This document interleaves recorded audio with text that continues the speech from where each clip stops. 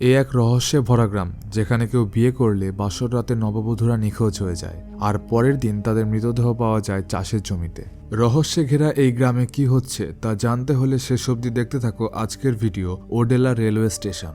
তো কাহিনী শুরু হয় তেলেঙ্গানার ওডেলা নামক এক গ্রামে। এক বাচ্চা ছেলে সকালে চা দিতে গিয়ে দেখতে পায় এক মহিলা কাদামাখা অবস্থায় রেল লাইন দিয়ে হেঁটে আসছে। ভয়ে ছেলেটি সেখান থেকে পালিয়ে যায়, কারণ মেয়েটির হাতে ধরা ছিল একটি মানুষের কাটা মাথা। মেয়েটি সেই অবস্থায় পুলিশ স্টেশনে হাজির হয়। এসআই এর টেবিলে কাটা মাথাটি রাখে। এসআই তাকে জিজ্ঞেস করে বাকি বডি কোথায়। তারা এক শুকনো কুয়ো থেকে মুন্ডুহীন বডি উদ্ধার করে। মেয়েটি কে আর সে কাকেই বা হত্যা করলো জানতে হলে আমাদের যেতে হবে 3 মাস আগে। ওডেলা গ্রামে তখন সদ্য বিয়ে হয়েছে ভেঙ্কটেশ নামের এক ছেলের। তার স্ত্রী খুবই সুন্দরী হওয়ায় তার ওপর থেকে সে চোখ সরাতে পারছে না। আজ রাতে তাদের ফুলসজ্জা। তাদের বাড়ির সামনেই থাকে রাধা আর তার স্বামী তিরুপতি। তারা জামা কাপড় ধোয়ার কাজ করে। রাধা খুবই সৎ আর পরিশ্রমী, কিন্তু তার স্বামী এমনিতে ভালো হলেও সে সারাদিন নেশার ঘরে থাকে। কিন্তু গ্রামের সবার সাথেই তাদের খুব ভালো সম্পর্ক। তো সেদিন রাতে ভেঙ্কটেশের স্ত্রী মাধবীর এক্স আর তার বন্ধুরা মদ খাচ্ছিল। তার বন্ধুরা তাকে বোঝায় যে আজ মাধবী ফুলসজ্জায় মজা করবে আর তুই এখানে বসে কষ্ট পাচ্ছিস। ছেলেটি বলে যে সে সত্যি মাধবীকে খুব ভালোবেসেছিল, কিন্তু তার বন্ধুরা বলে যে তার জায়গায় যদি তারা থাকতো তাহলে মাধবীর সাথে শোয়া হয়ে গেলেই তাকে ছেড়ে দিত। ওসব রিয়েল লাভ বলে কিছু হয় না। তারা ছেলেটাকে উস্কায় যদি তার দম থেকে থাকে তাহলে নিজে কষ্ট না পেয়ে মাধবীকে মেরে ফেলতে। পরের দিন সকালে গোটা গ্রাম জড়ো হয়ে যায় চাষের জমিতে। কেউ মাধবীকে মেরে জমিতে ফেলে গেছে। এই কেসের তদন্ত করতে আসে IPS Anudeep. Anudeep UPSC top করা সত্ত্বেও আইএএস অফিসার না হয়ে সে আইপিএস হওয়ার সিদ্ধান্ত নেয়। তাকে 3 মাসের ট্রেনিংয়ে ওডেলা গ্রামে পাঠানো হয়। পুলিশ কোনো ক্লু খুঁজে না পেলেও অনুদীপ মাটিতে পায়ের ছাপ দেখে তার স্যাম্পল নিতে বলে। পুলিশ ভেঙ্কটেশ আর তার বাবাকে অ্যারেস্ট করে। ভেঙ্কটেশ বলে এই কাজ তারা করেনি। মাধবীর এক্স তাদেরকে হুমকি দিয়েছিল যে যদি তাকে সে বিয়ে করে তাহলে মাধবীকে সে মেরে ফেলবে। ক্লু পেয়ে পুলিশ ছেলেটিকে তুলে আনে। তারা ছেলেটিকে প্রচুর মারধর করে আর তার মুখ থেকে বের করায় যে সেই মাধবীকে খুন করেছে। কিন্তু তাকে জেল থেকে বের করা হলে ছেলেটি অনুদীপের পায়ে পড়ে বলে সে মাধবীকে মারেনি, সে মারের ভয়ে স্বীকার করেছে। অনুদীপ ছেলেটির দিকে একটি বোতল ছুঁড়ে মারলে ছেলেটি তা বা হাতে লুফে নেয়। অনুদীপ ছেলেটিকে ছেড়ে দিতে বলে, কারণ ফরেন্সিক রিপোর্ট অনুযায়ী কিলার রাইট হ্যান্ডেড আর জুতোর সাইজ 10, কিন্তু ছেলেটির জুতোর সাইজ 8। এছাড়া মাধবীর বডিতে পাওয়া কিলারের ডিএনএ থেকে জানা গেছে তার বয়স 30-এর কাছাকাছি। এ সময় এসআই এর কাছে ফোন আসে, গ্রামে আরেকটি মেয়ের মৃতদেহ পাওয়া গেছে। ওয়ার্ড মেম্বারের মেয়ে সদ্য বিয়ে করে গ্রামে এসেছিল। জঙ্গলের মধ্যে তার ক্ষতবিক্ষত বডি পাওয়া গেছে। অনুদীপ বুঝতে পারে দুটো খুনি ফুলসজ্জার রাতে হয়েছে, যার অর্থ এই ছোট গ্রামে কেউ সিরিয়াল কিলিং শুরু করেছে। অনুদীপ ক্রাইম স্পটে একটি ফোন খুঁজে পায়। সে রাতে কি হয়েছিল তা ক্যামেরায় রেকর্ড হলেও তাতে শুধু শব্দ শোনা যায়, কাউকে দেখা যায় না। অডিও শুনে অনুদীপ বুঝতে পারে কিলার মেয়েটিকে মারার আগে তাকে ফিজিক্যালি টর্চার করেছিল। এরপরে আমরা তিরুপতির ভাই চান্দুকে দেখতে পাই। তার গার্লফ্রেন্ড স্নান করতে গেলে সে দরজার ফাঁক দিয়ে উকি মারতে থাকে। হঠাৎ তার ঠাকুমা চলে এলে সেখান থেকে সে পালিয়ে যায়। এদিকে রাধা আর তিরুপতির কথা থেকে জানা যায় তাদের মধ্যে কিছু একটা সমস্যা আছে। অনেকদিন বিয়ে হওয়া সত্ত্বেও তাদের কোনো বাচ্চা হয়নি। ওষুধ খেয়েও তিরুপতির কোনো লাভ হয় না। রাধা ডাক্তারকে বলে বাচ্চা তো তখন হবে যখন তিরুপতি তার কাছে আসবে, কিন্তু তার কাছে এলেই তার স্বামীর হাওয়া বেরিয়ে যায়। এরপর একদিন রাধা স্নান করে তিরুপতির সামনে এসে দাঁড়ায়। তিরুপতি কাপড় কাচার সময় তার ব্লাউজ ফেলে দিয়েছে। সে তার স্বামীকে বলে পুরুষ তো সেই যে বউয়ের সাথে খাট ভাঙে, কাপড় ধোয়ার সময় ব্লাউজ না। সে তিরুপতিকে তার ব্লাউজের সেফটি পিন লাগাতে বলে। তিরুপতি রাধাকে এই অবস্থায় দেখে প্রথমে তার দিকে একটু তাকিয়ে থাকে, কিন্তু সেফটি পিন লাগাতে গেলে তার হাত কাঁপতে থাকে। রাধা তাকে খোঁচা মেরে বলে রাতে হাওয়া বেরিয়ে যায় আর দিনেও একই অবস্থা। তিরুপতি বলে সে ভয় পাচ্ছিল যদি পিনের খোঁচা লেগে যায়। রাধা বলে বিয়ের পর থেকে তার দাড়ির খোঁচা অবধি লাগেনি, পিনের খোঁচা তো অনেক দূরের কথা। তিরুপতি কোনো মতে তা লাগিয়ে দেয়। চান্দুর এক ফটোগ্রাফার বন্ধু আছে যার নাম সাম্বা।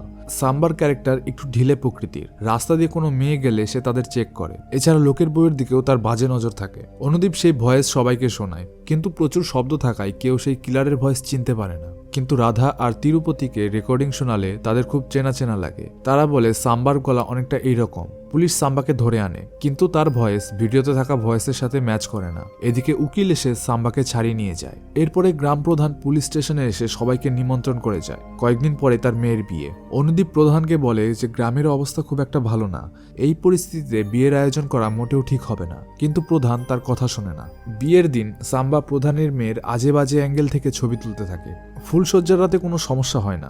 সকালবেলা প্রধানের মেয়ে তার বান্ধবীকে স্টেশনে ছাড়তে যায়। অনুদীপ তার পেছনে দুজন কনস্টেবল পাঠিয়ে দেয়। কনস্টেবল দুজন চা খেতে গেলে একটি ট্রেন স্টেশন পেরিয়ে যায়। ট্রেন পেরোতেই কনস্টেবল দুজন দেখতে পায় প্রধানের মেয়ে সেখানে নেই, আর তার বান্ধবী অজ্ঞান অবস্থায় মাটিতে পড়ে আছে। কিলার প্রধানের মেয়েকে জমিতে নিয়ে যায়, তাকে ফুলশয্যা রাতে কি হয়েছিল তা বলতে বলে। প্রধানের মেয়ে কিলারকে বলতে থাকে তারা ফুলশয্যা রাতে কি করেছে, কিভাবে তার স্বামী তাকে আদর করেছে। সবটা জানার পর কিলার প্রধানের মেয়েকে গলা টিপে মেরে ফেলে। এদিকে পুলিশ সেখানে চলে এলে কিলার তাদেরকে মেরে পালিয়ে যায়, কিন্তু অনুদীপ এসে তাকে ধরে ফেলে। মুখ থেকে চাদর সরাতে অনুদীপ দেখতে পায় কিলার আর কেউ না, তিরুপতির ভাই চান্দু। পুলিশ স্টেশনে ধরে নিয়ে এলে পুলিশ তাকে মারতে থাকে, কিন্তু চান্দু বারবার বলে যে সে কিছুই জানে না, সে তো শুধু ভুট্টা চুরি করতে গিয়েছিল। প্রধান এ খবর পেয়ে ক্রিমিনাল পাল্টে চন্দুকে নিয়ে যায়। তিরুপতি আর রাধা চন্দুকে দেখতে গেলে অনুদীপ বলে চান্দুকে তার অনুপস্থিতিতে প্রধান নিয়ে গেছে। প্রধান চান্দুকে টর্চার করতে থাকে। রাধা আর তিরুপতি সেখানে গেলে ফ্লোরে রক্ত পড়ে থাকতে দেখে ভয় পেয়ে যায়, কিন্তু প্রধান জানায় সে এখনো চান্দুকে মারেনি। তারা প্রধানকে অনেক রিকোয়েস্ট করে, কিন্তু প্রধান তাদের স্পষ্ট বলে দেয় যে সে চান্দুকে ছাড়বে না। তারা এমএলএ এমপি সবার কাছে সাহায্য চায়, কিন্তু কেউ নিজেদের এই বিষয়ে জড়াতে চায় না। শেষে তারা এক উকিলের কাছে যায়। উকিল তাদের বলে এই কাজের জন্য অনেক টাকা লাগবে, কিন্তু তাদের কাছে অত টাকা নেই। পরের দিন অনুদীপ প্রধানকে ফোন করে জানায় যে গ্রামে আরো এক মার্ডার হয়েছে, চান্দু কিলার নয়। এই ঘটনায় প্রধান রেগে যায়, চান্দুকে ট্রিটমেন্ট করে সে বাড়িতে দিয়ে যায়। সেই সঙ্গে সে রাধার কাছে ক্ষমা চায়, আর যতদিন না চান্দু ঠিক হচ্ছে ততদিন তার চিকিৎসার দায়িত্ব নেয়। কিন্তু রাধা এ টাকা নিতে অস্বীকার করে। অনুদীপ কি করবে তা বুঝে ওঠে না। তার গার্লফ্রেন্ড স্ফূর্তি তাকে বুদ্ধি দেয় যদি তারা ওডেলা গ্রামে বিয়ে করে তাহলে ক্রিমিনাল তারও ক্ষতি করার চেষ্টা করবে, আর তখন অনুদীপ তাকে ধরে ফেলতে পারবে। অনুদীপ প্রথমে এই রিস্ক নিতে চায় না, কিন্তু স্ফূর্তি তাকে রাজি করায়। অনুদীপ তার বিয়ের খবর লোকাল নিউজে ছেড়ে দেয়, সেই সাথে ক্রিমিনালকে ওপেন চ্যালেঞ্জ জানায়। তারা মন্দিরে গিয়ে বিয়ে করে। সাম্বা চান্দুকে ফোন করে বলে যে অনুদীপের স্ত্রী দেখতে খুব সুন্দর, তাদের মতিগতি খুব একটা সুবিধার লাগে না। অনুদীপ বিয়ে করে বাড়ি ফিরলে দরজায় বিয়ের শুভেচ্ছা লেখা একটি কাগজ পায়, আর তার অপর পাতায় লেখা ছিল 5, অর্থাৎ এর পরের শিকার অনুদীপের স্ত্রী স্ফূর্তি। রাতে সাম্বা আবারও সেই একই কথা তোলে। অনুদীপ আর স্ফূর্তি তাদের মোমেন্ট এনজয় করে। এদিকে রাধা এক টিনের বক্স ভর্তি ব্রা আর সোনার অলংকার খুঁজে পেলে তার সন্দেহ হয় কিলার তার বাড়ির মধ্যেই আছে। রাতের মধ্যে সে এক এক করে সব ভিকটিমদের বাড়ি যায়, তাদেরকে অলংকার দেখালে সবাই তা চিনতে পায়। বাড়ি ফিরলে রাধা চান্দু আর তিরুপতির কাউকেই বাড়িতে দেখতে পায় না। সকালে অনুদীপ গার্ডেনে বসে নিউজ পেপার পড়ছিল। রাধা তাকে বারবার ফোন করে, কিন্তু অনুদীপ ফোন তোলে না। এর মধ্যে তিরুপতি এসে কাপড় নিয়ে যায়। কিছুক্ষণ পর অনুদীপ খেয়াল করে রাধা 47 বার তাকে কল করেছে। অনুদীপ তাকে কল ব্যাক করলে রাধা জানতে পায় কিছুক্ষণ আগে তিরুপতি এসে বাসি কাপড় নিয়ে গেছে। রাধা অনুদীপকে স্ফূর্তির কাছে যেতে বলে। রুমে গিয়ে অনুদীপ স্ফূর্তিকে দেখতে পায় না। রাধা বুঝতে পারে যে আসল খুনি তার স্বামী তিরুপতি। আমরা দেখতে পাই কিভাবে তিরুপতি স্ফূর্তিকে কিডন্যাপ করে। তিরুপতি ঘরে ঢুকলে স্ফূর্তিকে শুয়ে থাকতে দেখে। সে স্ফূর্তির শরীরে হাত বোলাতে থাকে, তাকে আদর করতে থাকে। স্ফূর্তি ঘুমের ঘরে মনে করে যে তার স্বামী তাকে আদর করছে, কিন্তু চোখ খুলতে স্ফূর্তি চিৎকার করে ওঠে। তিরুপতি তার মুখ চেপে তাকে জংলি পাতা দিয়ে অজ্ঞান করে ফেলে। এরপর কাপড়ের বস্তায় তাকে ভরে অনুদীপের সামনে দিয়ে সেখান থেকে চলে যায়। তিরুপতি গ্রামের সব খুনগুলো করেছে। অনুদীপ আর রাধা আলাদাভাবে তিরুপতিকে খুঁজতে বের হয়। রাধা তিরুপতির কাপড় শুকিয়ে এক কুকুরকে ছেড়ে দেয়। কুকুরটি দৌড়তে দৌড়তে জমির মধ্যে এক কুয়োর দিকে যায়, কিন্তু রাধা তিরুপতিকে সেখানে দেখতে পায় না। রাধা মাটিতে বসে কাঁদতে থাকে। কুকুরটি তখনও কুয়োর পাশে দাঁড়িয়ে লেজ নাড়ছিল। রাধা একটু ঘুরে কুয়োর দিকে তাকাতেই সিঁড়ির নিচে তিরুপতি আর স্ফূর্তিকে দেখতে পায়। রাধা সাহায্যের জন্য চিৎকার করতে থাকে। তিরুপতি কুয়ো থেকে উঠে এসে রাধাকে চুপ করতে বলে। তিরুপতি বলে যে রাধার জন্য সে এসব করেছে। তাদের ফুলশয্যার রাতে তিরুপতি জানতে পায় যে রাধা এই বিয়েতে খুশি নয়, কারণ তিরুপতি মাত্র ক্লাস 3 অবধি পড়াশোনা করেছে। রাধা পড়াশোনায় ভালো ছিল, তার চোখে ছিল অনেক স্বপ্ন, কিন্তু ক্লাস 11-এ তার বাবা মারা গেলে তার সব স্বপ্ন শেষ হয়ে যায়। ভাগ্যকে মেনে নিয়ে তিরুপতির সামনে সে তার শাড়ির আঁচল নামিয়ে দেয়। তিরুপতি তার কাছে আসতে রাধা তার মুখ আর শরীর থেকে আসা দুর্গন্ধ নিয়ে কথা বলে। তিরুপতি এতে কিছুটা দমে যায়, কিন্তু সে আবারও রাধার কাছে আসতে চায়, কিন্তু দুর্বলতার কারণে তার অবস্থা খারাপ হয়ে যায়। রাধা অন্যদিকে ঘুরে শুয়ে পড়ে। এভাবে তাদের ফুলশয্যার রাত নষ্ট হয়ে যায়। এভাবে দিন চলতে থাকে।